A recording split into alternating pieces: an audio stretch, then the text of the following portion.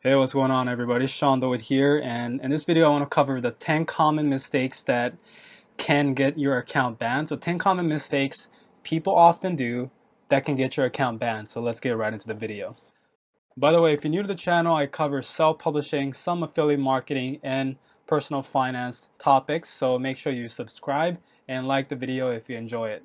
So the first reason you could get banned is keyword stuffing. So keyword stuffing in the title, it could be in the subtitle, it could be in the series or the pen name. A lot of people do this where they put a very unnatural amount of keywords in the title, subtitle, author name. I'll show you an example later, but this all causes a misleading customer experience. If you put a keyword that is, you put it in the title, the subtitle just because it's profitable, but it actually doesn't reflect what the book is about, right? You can put a keyword, keto bread, but maybe you don't have keto bread recipes in your ketogenic diet book. This all causes a misleading experience because the customer will be buying your book maybe because they see the keto bread keyword in the title and think that is what is covered in the content.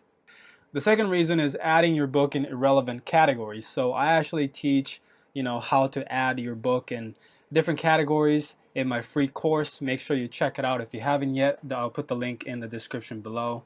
However, if you're adding your book in irrelevant categories, such as adding your cookbook in self-help categories or adding your meditation book in computer programming, just so you can get the bestseller badge, which a lot of people are doing. I see a lot of people doing this.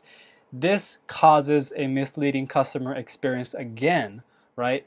People think maybe the book is about whatever topic or whatever category it's in, but it's actually completely unrelated. So it's very misleading. By the way, when I say you could potentially get your account banned or closed from doing this, I'm not just, making this up. I'm not just fear mongering you.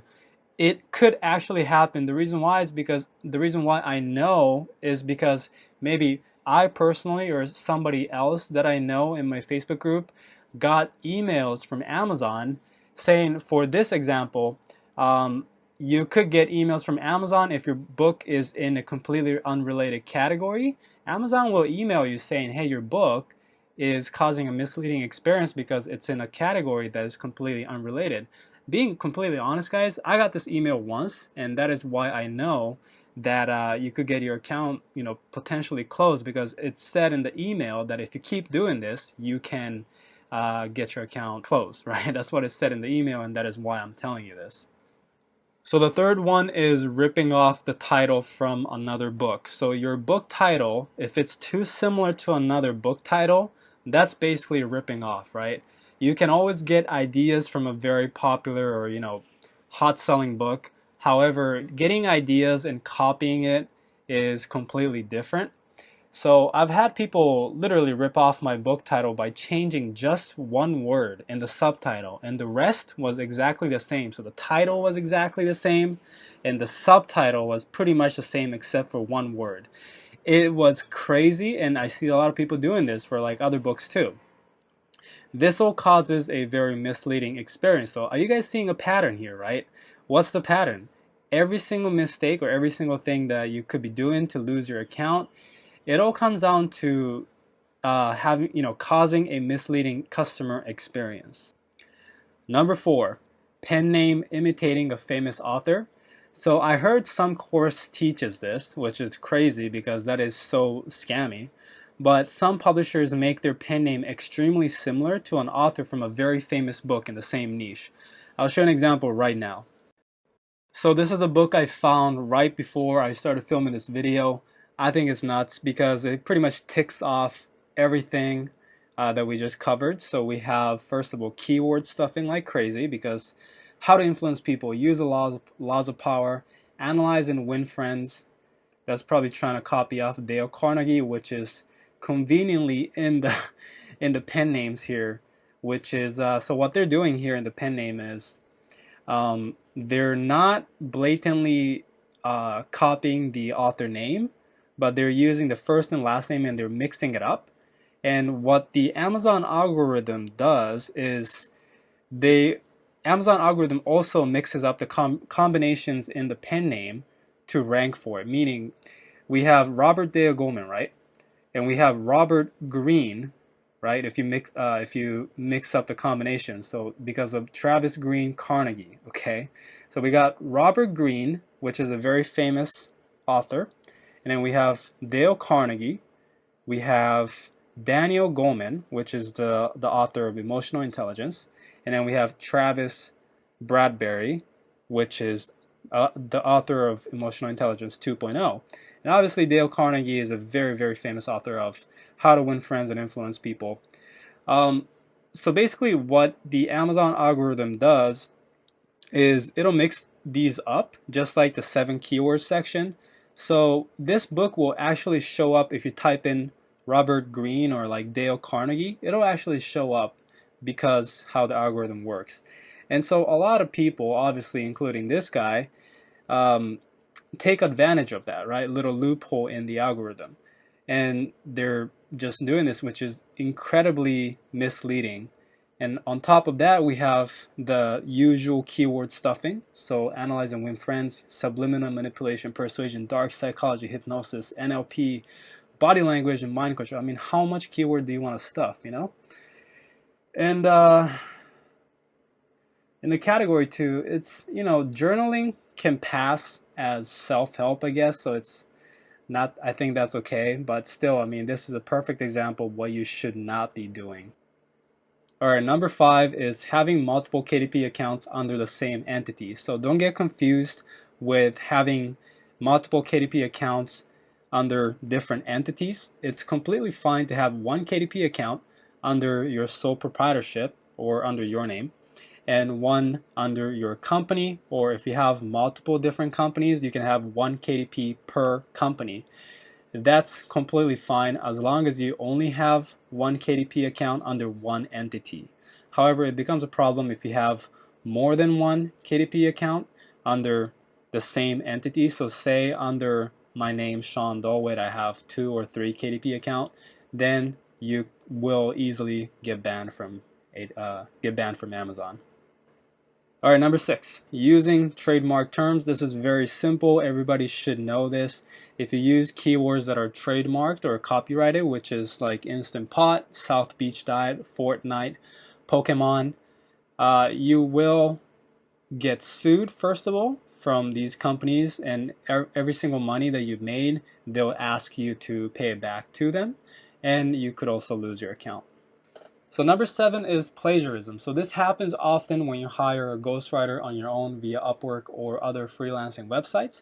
That doesn't mean it never happens when you use a ghostwriting company. There's ghostwriting companies that simply resells, you know, the same book manuscript, just like these scammers on Upwork does. So what they do is they resell you the same book manuscript that they sold to others, right? Even though they're telling you, oh, I'm writing this book from scratch, they're actually just reselling you. So it is plagiarism, and it's very bad. With ghostwriting companies too, this could happen, especially if you go to like a lesser known company that is offering their services very cheap. So that is why, you know, I would make sure you use a ghostwriting company that you can actually trust and that's been around for a long time without having any issues. So what a lot of these scammers do basically is not only are they just reselling the manuscript multiple times, they also make it undetectable. Even with a plagiarism checking tool like Grammarly or Copyscape, it sometimes is undetectable that the manuscript is plagiarized because they do what's called a encoding of the text. So with encoding, I have a video on this, on how to hire a writer on Upwork. If you go watch the video, I talk about encoding and how a lot of writers on Upwork do this and try and scam you. But basically, they do encoding, meaning hiding. They basically put hidden text between the words. So technically, they're changing the word combination up so it doesn't show up on the plagiarism checking tool. However, it is still plagiarism. That might have been a confusing explanation, but I'll leave a link to the video that I'm talking about that explains this more in detail in the description, so go and check that out. So make sure, again, you want to check both encoding of the text and plagiarism when you're hiring a writer on Upwork. Number 8, bundling the same book too many times. So you can bundle the same book multiple times on KDP. This is allowed, however, not too many times. So you might be wondering, how many times can you do it exactly? But the thing is, KDP will not tell you. They're very vague on exactly how much. But if you're making 30 plus bundles from like 5 different books, right? Because if you make a bundle for literally every single combinations, you probably will get in trouble. Because if you make a bundle for every single combination, if you have like a 6-book bundle or a 7-book, 6 different books or 7 different books, and you try to make every single combination from those, I mean, you're making like hundreds of books just from those. And so that means there's literally going to be 100 plus books that are on like that has duplicate content, right? Same content.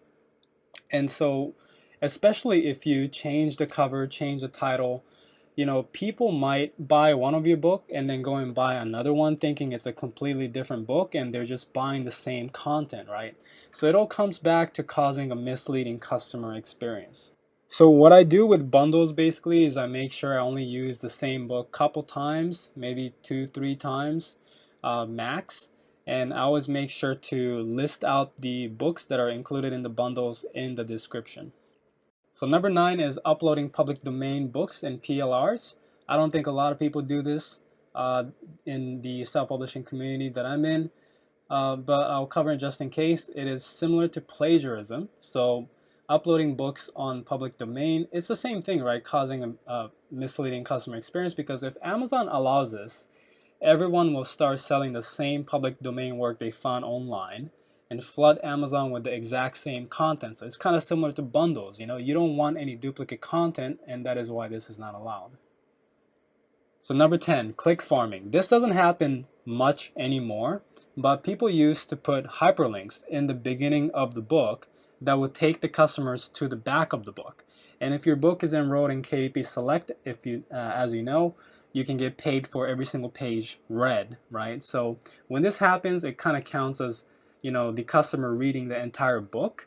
So people would do this and trick the Amazon program to think that, all these customers are reading the entire book, and they would make the book super long too, like 1,000, 2,000, 3,000 pages.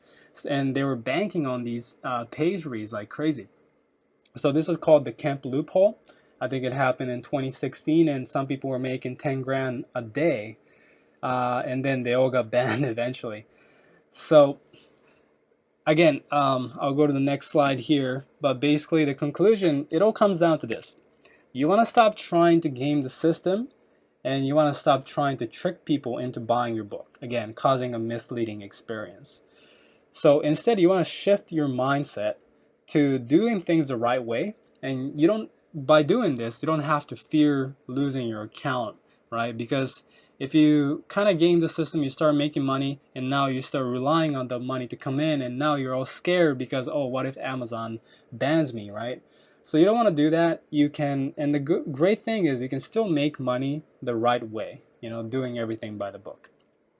So if you want to learn how to self-publish and start making money, I do have a free course. The link is in the description as well. Also, I have a Facebook group. If you have any questions, you can ask questions there and network with other self-publishers.